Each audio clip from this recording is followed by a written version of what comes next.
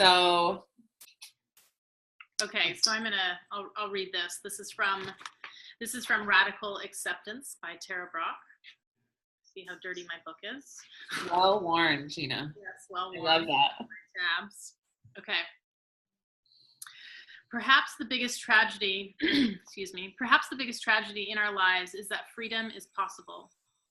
Yet we can pass our years trapped in the same old patterns, entangled in the trance of unworthiness. We grow accustomed to caging ourselves in with self-judgment and anxiety, with restlessness and dissatisfaction. We grow incapable of accessing the freedom and peace that are our birthright. We may want to love each other without holding back, to feel authentic, to breathe in the beauty around us, to dance and sing. Yet each day we listen to the inner voices that keep our life small. Even if we were to win millions of dollars in the lottery or marry the perfect person, as long as we feel not good enough, we won't be able to enjoy the possibilities before us. We can learn to recognize when we are keeping ourselves trapped by our own beliefs and fears. We can see how we are wasting our precious lives. I love that. I know. It's so, it's like I can certainly relate to it. And I just feel like it's just relatable across the board. Absolutely. You know, talk to people every day who deal with this inner critic, this self-judgment. Absolutely. Daily, like chronic anxiety and chronic worrying about things that aren't even happening yet, or anxious about, Yeah. I think what really resonates for me is that the crux of it's happening in here. My own, that again, you use it often, the trance of unworthiness. Mm-hmm. And when we operate from that place, how limited we operate, how limited we show up, how limited we be. Yes. And it creates that limit for us. Like when we have that, it's like we can't go any further than this because we're not worthy to move any further up. And this is that's where we stop. Yes. Our belief that we don't deserve anything more. And where does, how would self-acceptance, or as I love the title of that book, radical self-acceptance, where would that start to change it? How would I show up differently if I showed up from a place of self-acceptance? Yeah. I'm not as strong as other people writing along with me in a spin class, but I'm here and I'm writing my best today. Mm-hmm. Mm-hmm. Right? Totally different is that experience than I suck.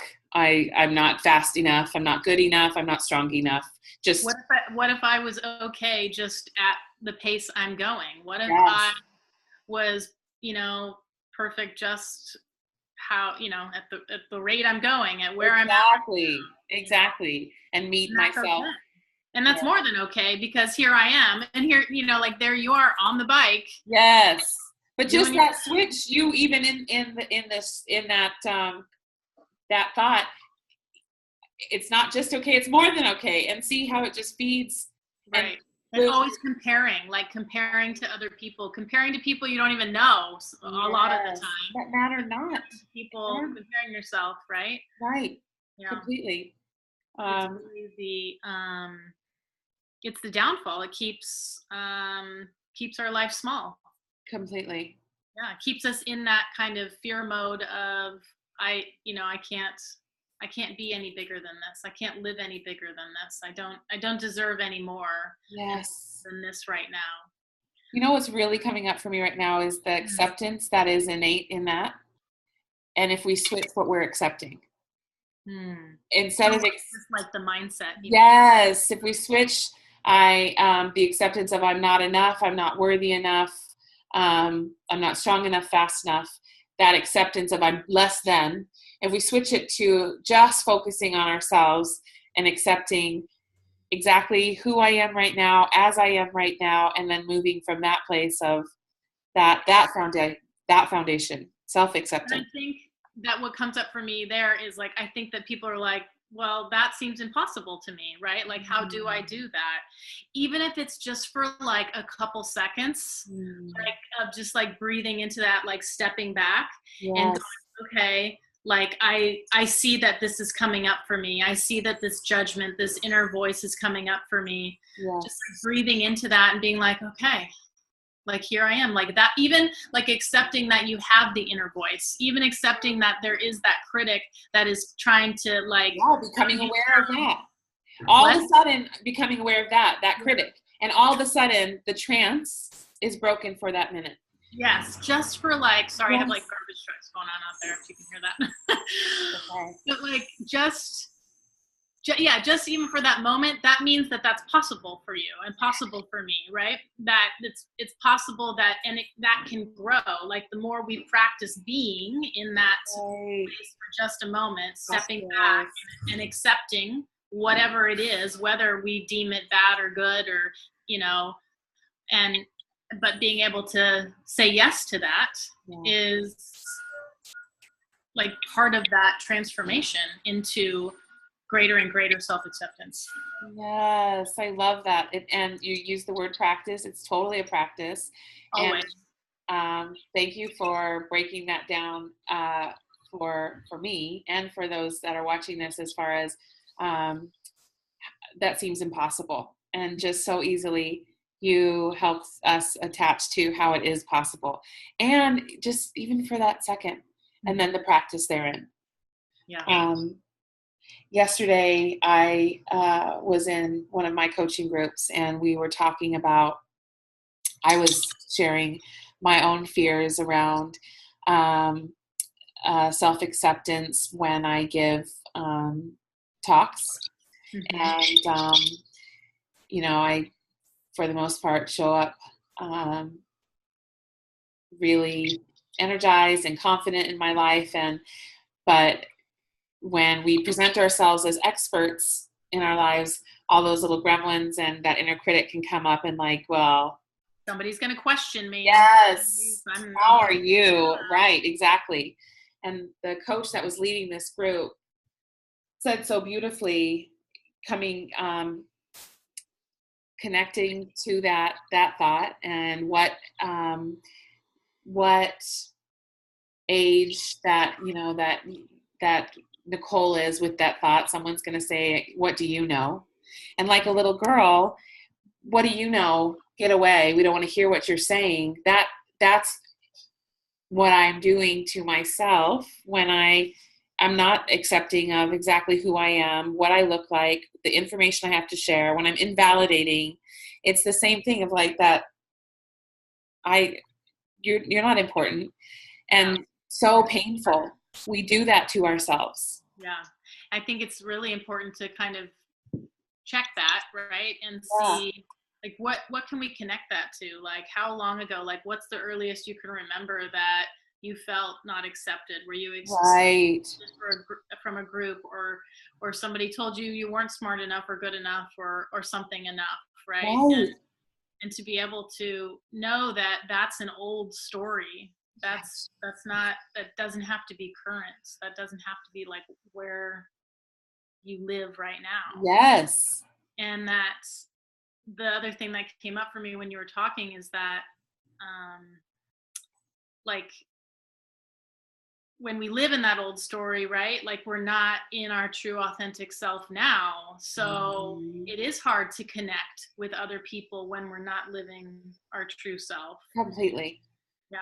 Yeah. And it is, you know, there's a process sometimes when we get so disconnected through life as we grow and all that crap gets piled on us through our lives, and we're not aware that that's happening, and we just sort of move, you know, keep moving forward without that mindfulness or that awareness. It is a process to transform that, to let go of a lot of that stuff, a lot of old beliefs and stories, but it's totally possible. And it's like, you know, like the sense of what we are working towards for people is like that new sense of like freedom and choice and confidence and being able to build off of that. Yeah, absolutely. And in that very process, being accepting of just exactly where I am right now. That maybe as simple as that, right? It doesn't have to be all as this, it's right? exactly as simple as that. Yeah. Like, okay, step back. Okay. Yes. Part of that, Exactly. connecting with self. Yeah. One of my clients shared recently that she had been doing just getting really powerful at mindfully eating, and she came up with some really rough interpersonal relationships at her workplace. And as she was sharing in our session just around that, but what she found, the power that she found to say, okay, I'm not doing the best for myself right now. I'm not like right within this amazing good place that I feel like I've been in, but what can I do for myself right now? And I accept that I'm not feeling my strongest or my best. And there was so much power in that for her to be in that place of like accepting what was going on, knowing that life was distracting her and she wasn't as powerfully able to nourish her body maybe as she was the week prior. But in that beautiful place of acceptance, it didn't go to a place of, and fuck it all. Yeah. That's, and like, oh gosh, I'll never get there again. Yes. Okay, I know that I can be in there. that action of accepting where she was, so that action of self-acceptance, right? That was yes, massive act of loving kindness toward herself. Didn't create more of an issue. Didn't continue to write that story of this is now failure, or now fuck it all, I'm going to take on a binge day because I'm ready for that, right? Because I feel so bad, I want to punish myself. Yes. Yeah. Yes. Yeah. That's the kicker right there, Gina. Yeah, and I think truly. And people punish themselves in different ways. The emotional eating or the binge eating is certainly one that I think a lot of people, women, deal with. When we talk, I know that like when I go out and I talk about our program and I talk about my specialty, they go like people go, oh yeah, like I say emotional eating, people, oh well, everyone needs that, or I could really use that. It's like everyone deals with it, everyone has experienced that like kind of, that's what I like, that mindlessness around food and their relationship with food. And really important to look at that, right? And to be able to see how we are. And the tourniquet the tourniquet for that punishment, the thing that can really stop the bleeding in this area for anyone suffering is that self-acceptance. Accept where you are right now. I accept that today I didn't make any milestones, but just in this awareness, in this moment of being aware, what can I do right now to love myself well? And it just changes the story. It changes the relationship. Yes. And actually, I used to have that question. I think this is like a good place to close out too, is like that. I used to have this written on my mirror. I think actually Stacy said it. Maybe I got it from whatever a long time ago, but it's, how can I love myself better today? Or how can I love myself more today? So just that question, right? Just that simple question is, what can I do just to give myself a little bit, even if it's just like a little bit, like what can I do? And that's the idea of like radical love and radical acceptance. It's not necessarily just about massages and pedicures. It's about creating a shift in really like how you speak to yourself, like creating your own like your boundaries around self-love and self-acceptance and negative self-talk and negative like that physical abuse sometimes that we do to ourselves. Yeah. Really powerful. Thank you for bringing that today. Yeah, absolutely. The perfect place to Thank you for conclude. the discussion. We'll Love be it. back to share more. Yeah. Thanks, everyone.